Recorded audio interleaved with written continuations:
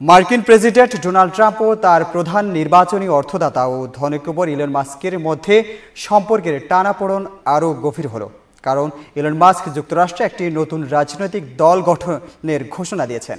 দলটির নাম দিয়েছেন আমেরিকা পার্টি। ট্রাম্পের সদ্য পাশ হওয়া কর হ্রাস ও ব্যয় বিলের তীব্র সমালোচনা করে মাস্ক বলেন, এই বিল আমেরিকাকে দেউলিয়া করে দেবে। শুক্রবার বিলটি আইনে পরিণত হওয়ায় একদিন পর মাস্ক তার এক্স প্ল্যাটফর্মে পোস্ট করে লিখেন, আজ আমেরিকা পার্টি গঠিত হলো আমাদের স্বাধীনতা ফিরিয়ে দেওয়ার জন্য।